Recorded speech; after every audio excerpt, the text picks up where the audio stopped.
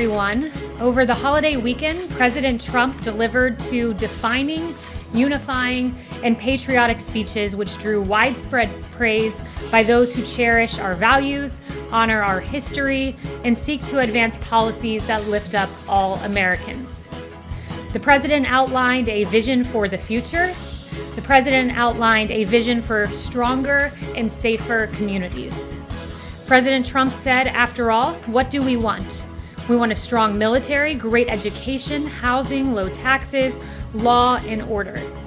He went on to say, we want safety, we want equal justice, we want religious liberty, we want faith and family, and living in the great communities and happy communities and safe communities. And we want great jobs, and we want to be respected by the rest of the world, not taken advantage of by the rest of the world. He went on to say, we should all want the same thing. How can it be any different than those things? This message is now more important and more timely than ever. Radical left-wing mobs seek to tear down our monuments and our memorials. Everyone from George Washington to Abraham Lincoln to Frederick Douglass and even Gandhi. Misguided movements such as defund the police seek to leave our communities more vulnerable than ever. Case in point, this weekend alone. In New York, there were 44 shootings with 11 killed. In Chicago, 75 people were shot with 13 killed. And tragically, at least 5 of these individuals were children who were killed in cities across the country, an absolutely devastating loss, and we grieve for those families.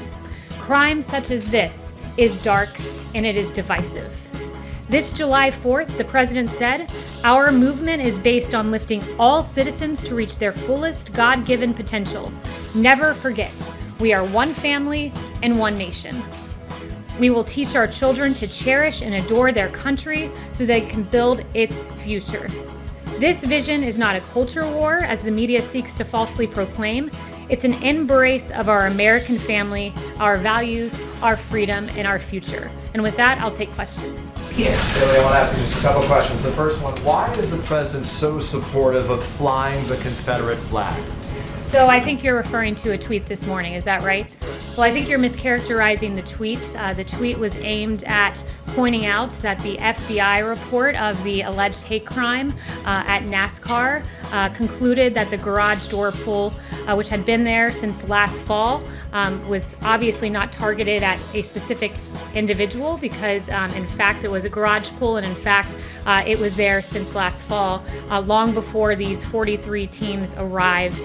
And it was concluded by the FBI that this was, quote, not an intentional racist act. For clarity, I'm asking you about the Confederate flags. My question is, why is the president so supportive of flying the Confederate flag? The president never said that. Again, you're taking his tweet completely out of context. The president said that NASCAR saw bad ratings because they took down the Confederate flag, banned the Confederate flag. Does he believe NASCAR should fly the Confederate flag, and why don't they fly it here? The whole point of the tweet was to note the incident, the alleged hate crime, that it in fact was not a hate crime. At the very end, the ban on the flag was mentioned in the broader context of the fact that he rejects this notion that somehow NASCAR men and women who go to these sporting events are racist, when in fact, as it turns out, what we saw with the FBI report and the alleged incident of a hate crime, it was a complete indictment of the media's rush to judgment, once again calling this a hate crime when the FBI completely dismissed that. Let me ask you about some of the president's comments this weekend. The president said that 99% of coronavirus cases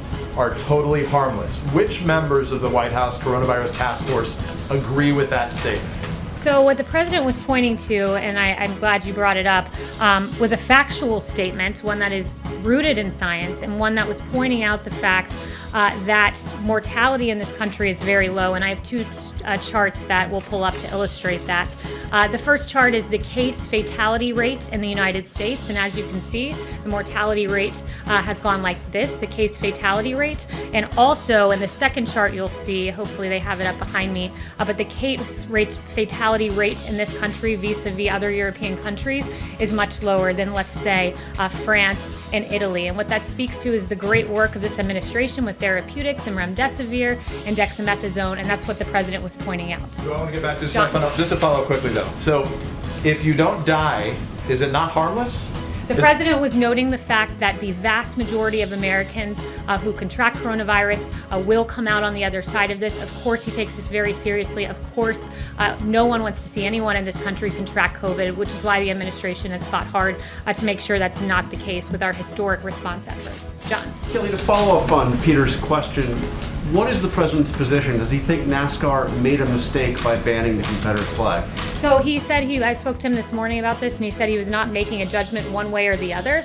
The intent of the tweet was to stand up for the men and women of NASCAR and the fans and those who have gone in this rush to judgment of the media to call something a hate crime when in fact the FBI report concluded this was not an intentional racist act. And it very much mirrors other times when there have been a rush to judgment, let's say with the Covington boys or with Jussie Smollett. Let's drill down on the Confederate flag. Does he think it was a mistake for NASCAR to ban it? The president said he wasn't making a judgment one way or the other. You're focusing on one word at the very bottom of a tweet that's completely taken out of context and neglecting the complete rush to judgment on this. Ratings are down because they banned the flag? That's what he said. The president was noting the fact that in aggregate, this notion that NASCAR men and women who have gone and who are being demeaned and called racist and being accused in some venues of committing a hate crime against an individual, those allegations were just dead wrong. Does he think his supporters should not take the flag to Trump rallies? Has he considered banning the Confederate flag from Trump rallies? Well, at Trump rallies, all flags that are not official campaign gear are banned.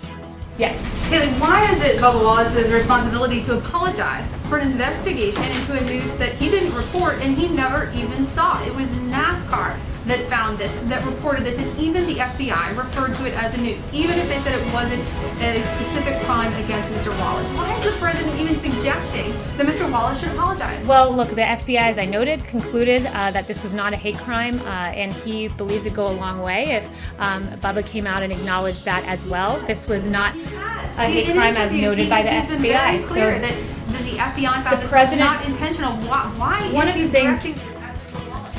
So one of the things this is where the president comes from, and this is where the president stands. And he actually hinted at this in his July 4th speech. To those in the media who falsely and consistently label their opponents as racist, who condemn patriotic citizens, who offer a clear and truthful defense of American unity, we want a clear and faithful defense of American history and unity. And when you level false charges, you not only slander me, you slander the American people. He believes the American people are good. And the allegations and the rush to judgment with Jussie Smollett in the Bubba Wallace case and with the Covington Catholic boys, we shouldn't be so quick to jump onto those narratives. Those are just three examples of those that have been proven false. Investigation that someone else initiated, suggesting he was possibly the victim of a hate crime? Yes. The governor of South Dakota flew back on Air Force One after having contact with somebody who had tested positive for the virus. Why was that allowed to happen? Did she have contact with the president on the trip back? And has the president continued to test negative since that interaction? Yes, the president is tested constantly, has tested negative, and those around him are tested as well. But why, the original question is, why was she allowed to fly back on Air Force One with the president when it was known that she had had contact with somebody who had tested positive for the virus? Yeah, I'd have to refer you to Secret Service on that, but I'll tell you this, they take the president's health very seriously. They would never put him in a situation that would put him in harm's way. One follow-up, please. Yes. On executive orders, the president has set a pretty brisk pace on those this year, and as a candidate, he had been critical of President Obama's use of executive orders, but he seems to have really stepped up the pace on these. And I wanted to ask, what does he find? What is the strategy behind issuing more than one a week so far this year? And I know he's getting ready to issue more in the coming weeks. Well, he will use the powers in his executive toolkit to further the agenda of the American people. That's his intent with these executive orders. And I would just note that with regard to the DACA decision, the Supreme Court has suggested he has pretty wide discretion to act. Yes, Jeff. Kayleigh, with regard to the president's reference about the 99% being harmless, does the president worry at all that by downplaying the severity of the virus, that it will lead Americans to be less careful? The president isn't downplaying the severity of the virus. What the president's noting is that at the height of this pandemic, we were at 2,500 deaths per day. We are now at a place where on July 4th, there were 254. That's a tenfold decrease in mortality. On July 5th, 209 individuals, down 23% from last Sunday and the lowest Sunday since March 28th. The president's made clear we grieve when just one life is lost, but he wants to note the progress that we've made in treating this very serious virus. When we have therapeutics like convalescent plasma, remdesivir, dexamethasone, convalescent plasma in particular was spearheaded by this administration. He's pulled down bureaucracy and allowed us to get to a place where we can have this declining mortality rate.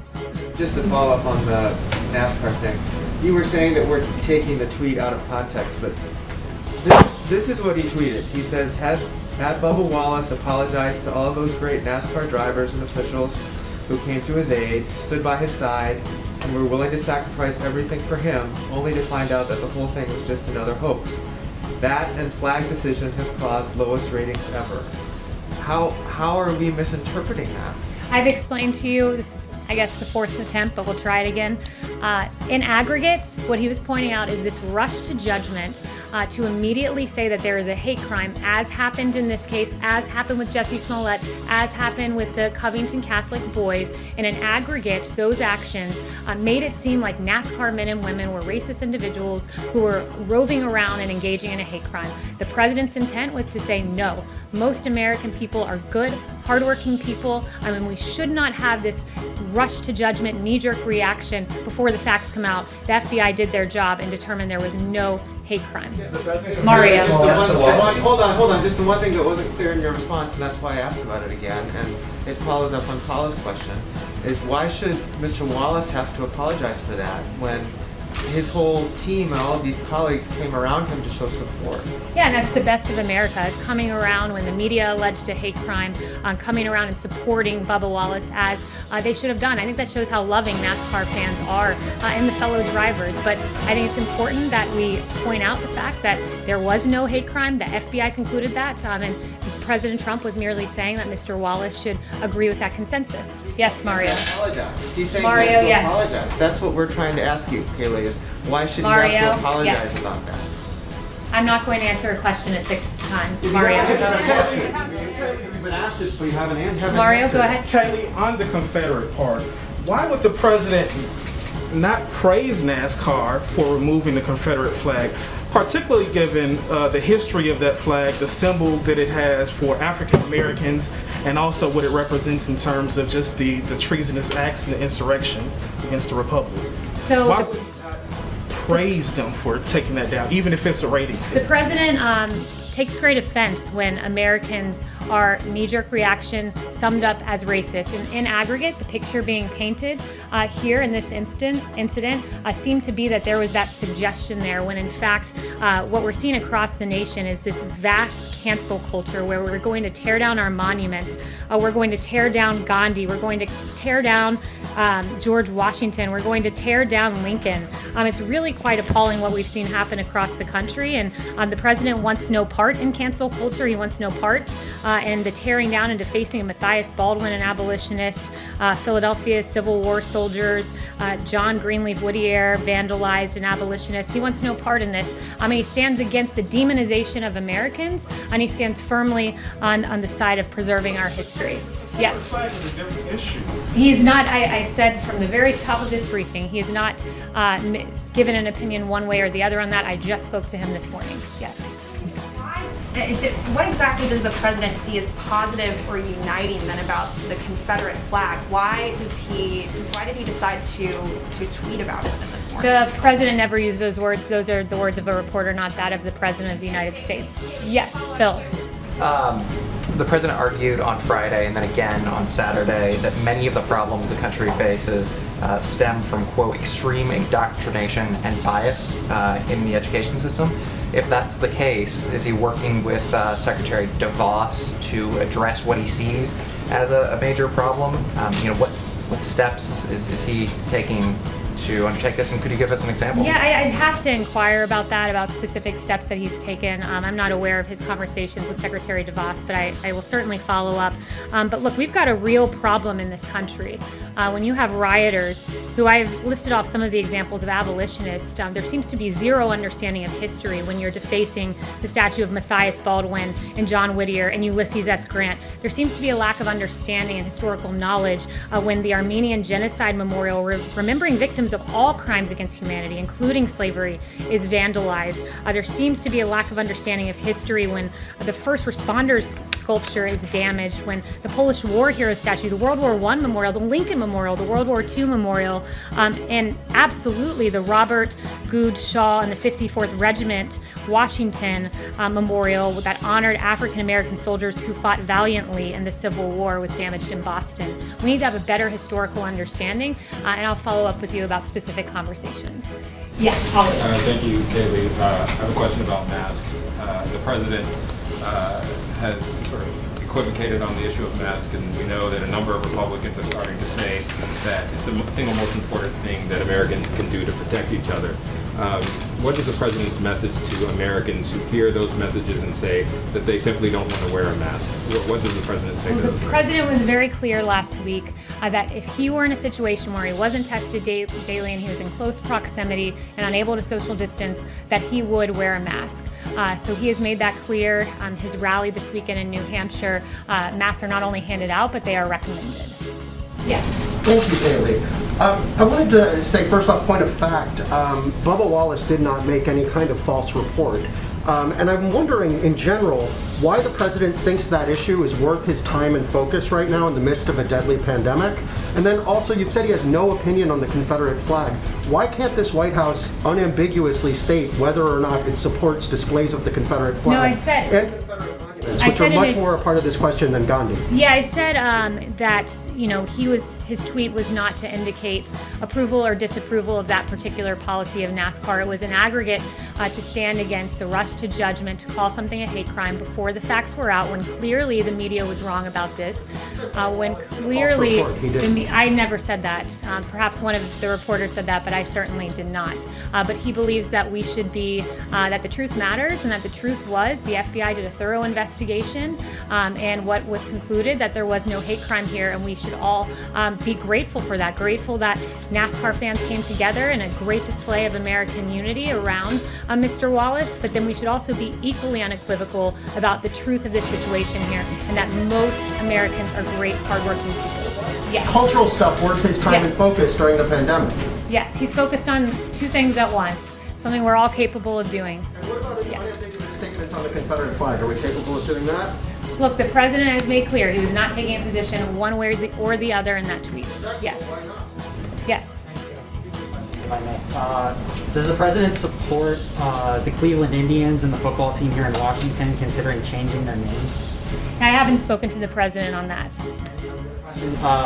Who came up with the list of historical figures that the president wants honored in his in this garden of statues that he put out this executive order about? Who came up with the list of people to be included there?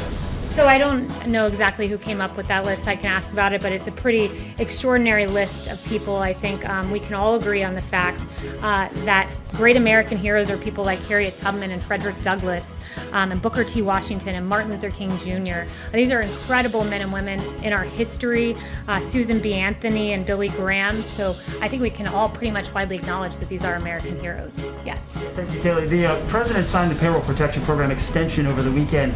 There's $132 billion in the pot. What does the president think that money should be used for if it's still there after August 8th?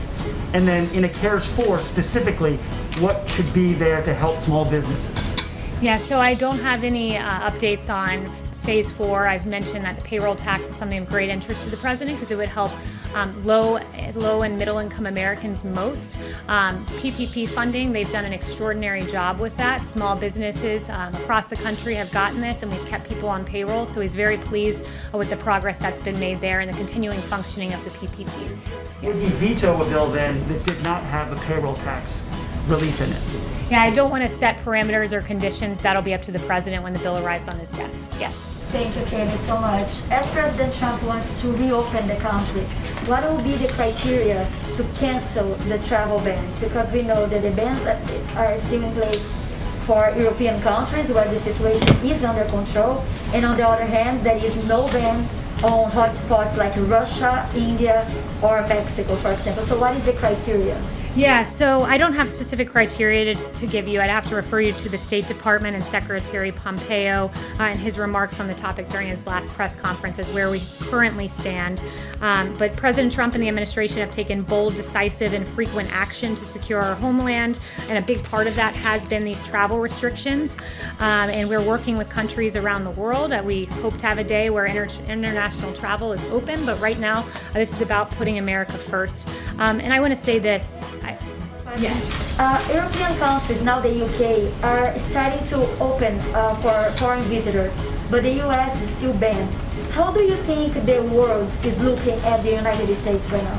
I think the world is looking at us as a leader in COVID-19, because the chart I showed you where you have mortality rate in Italy and UK up here and across Europe, and you have the United States at a low case mortality rate, it's because of the extraordinary work that we've done on therapeutics and getting PPE and leading on ventilators and having excess ventilators that we were able to deploy around the world and help other countries. So that's what I would have to say on COVID. And finally, I'd end with this. I was asked probably 12 questions about the Confederate flag. This president is focused on action, and I'm a little dismayed that I didn't receive one question on the deaths that we got in this country this weekend. I didn't receive one question about New York City shootings doubling for the third straight week, and over the last 7 days, shootings skyrocket by 142%. Not one question. I didn't receive one question about 5 children who were killed. And I'll leave you with this remark by a dad. It broke my heart. A dad of an 8-year-old lost in Atlanta this weekend. They say Black Lives Matters. You killed a child. She didn't do nothing to nobody, was his quote. We need to be focused on securing our streets, making sure no lives are lost, because all Black lives matter. That of David Dorn and that of this 8-year-old girl. Thank you.